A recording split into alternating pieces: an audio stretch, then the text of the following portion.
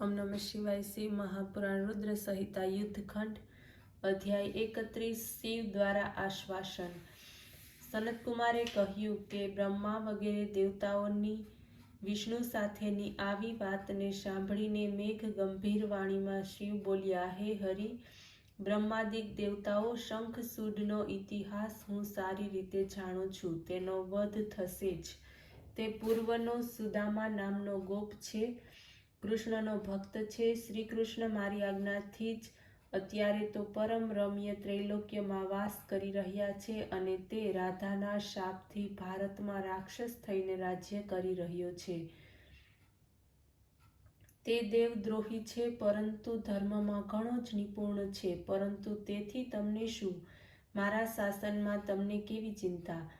આમ ભગવાન શિવ કહી રહ્યા હતા એટલામાં જ શિવજીની અનુકૂળતાને માટે તે રાધિકા અને સર્વ પાર્ષદની સાથે શ્રીકૃષ્ણ પણ ત્યાં આવી ઉપસ્થિત થયા. શિવજીની આજ્ઞાથી બધા બેઠા. શ્રીકૃષ્ણ શિવજીની પ્રસન્નતાને પ્રાપ્ત કરતા તેમની સ્તુતિ કરી અને કહ્યું, હે ગિરીશ, અમે બધા આપને ચરણે છીએ. હું મારી જાતને સર્વોપરી માનીને વિહાર કરતો હતો, તેનું ફળ મને મળી ગયું છે. આજે હું પોતાની પત્ની સહિત શાપિત બન્યો છું. મારે શ્રેષ્ઠ પાર્ષદ સુદામા નામક ગોપ પણ રાધાના શાપથી દાનવી યોનિને પ્રાપ્ત થયો છે. તેથી હે પરમેશ્વર, અમારા ઉપર પ્રસન્ન થાઓ, અમારા શાપમાંથી ઉદ્ધાર કરો. શરણાગત વત્સલ શિવજી પ્રસન્ન થઈને સંતોષ આપતા કહેવા લાગ્યા, હે ગોપિકાનાથ કૃષ્ણ, ભયને ત્યજીને સુખી થાવ. આગળ જતા તમારું કલ્યાણ થશે. તમે પોતાના અધિકાર ઉપર સાવધાનીપૂર્વક અડગ રહો. વારાહ કલ્પમાં તરુણી રાધાની સાથે શાપ ભોગવીને પછી તમે પોતાના સ્થાને પાછા ફરો.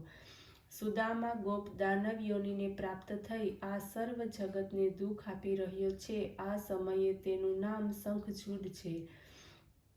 તેણે સર્વ દેવતાઓને કષ્ટ આપીને બહાર ધકેલી દીધા છે. જેથી બ્રહ્મા અને વિષ્ણુ મારે શરણે આવ્યા છે. હું તેમનો કલેશ દૂર કરીશ. શ્રી કૃષ્ણને આ પ્રમાણે કહીને શિવે બ્રહ્મા અને વિષ્ણુને કહ્યું, શીઘ્રાતિશીઘ્ર તમે અહીંથી જઈને દેવતાઓને સમજાવો. મારું પૂર્ણ રૂપ કૈલાસ ઉપર બિરાજમાન છે. મારામાં તથા તેનામાં કોઈ અંતર નથી. જે અમારા બંનેમાં ભેદ કરશે તે કષ્ટને પ્રાપ્ત કરશે. પછી તો રાધા સાથે શ્રી કૃષ્ણ તથા વિષ્ણુ અને બ્રહ્મા પણ ભય રહિત આનંદયુક્ત થઈને શીઘ્ર પોતપોતાના સ્થાને પાછા ફર્યા. સર્વ દેવતા સ્તુતિ કરવા લાગ્યા. હસીને કહ્યું કે તમે સર્વ દેવતા પોતાના સ્થાને જાઓ, હું શંખચૂડને અવશ્ય મારીશ. અધ્યાય 32 પુષ્પદંત અને શંખચૂડની વાર્તા.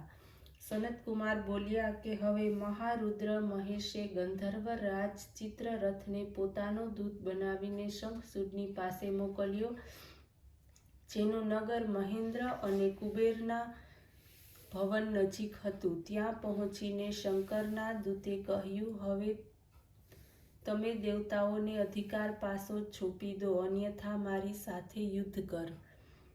હું મહારુદ્ર તમારો વધ કરીશ. જે હોય તે વિચાર કરીને કહો. મારું નામ પુષ્પદંત છે. શિવજીએ મને જે કહ્યું છે તે જ હું તમને કહી રહ્યો છું. હવે તમે જે કંઈ કહો તે હું શિવજીને જઈને કહું. ત્યારે પુષ્પદંતની પાસેથી આવું સાંભળીને રાજાઓ હસીને એને કહ્યું, હું દેવતાઓને રાજ્ય નહીં આપું. આ પૃથ્વીને હું જ ભોગવીશ. હું દેવતાઓના પક્ષપાતી રુદ્રને યુદ્ધ આપીશ. જેના ઉપર આક્રમણ થાય તે વીર નહીં અધમ છે. તેથી હું પહેલા જ રુદ્ર પર આક્રમણ કરીશ. હું વીર યાત્રાના વિચારથી તે તરફ યાત્રા કરીશ. તમે જઈને રુદ્રને આ પ્રમાણે જ કહો.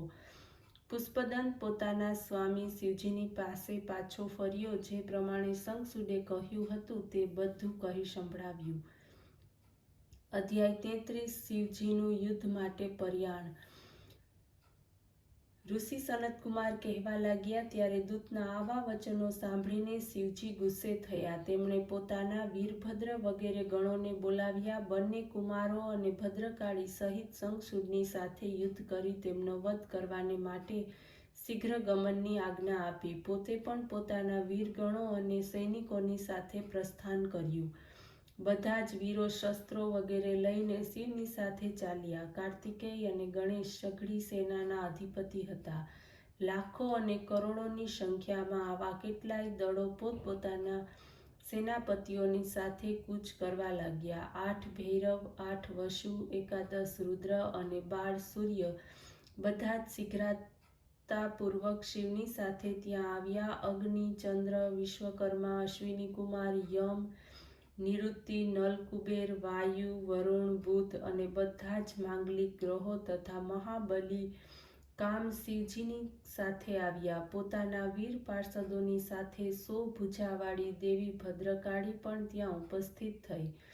તેમની જીહવા 1 યોજન સુધી સબળકા લેતી હતી. શંખ, ચક્ર, ગદા, પદ્મ, ખડગ અને ચર્મ ધનુષ્ય બાણ ધારણ કર્યા હતા.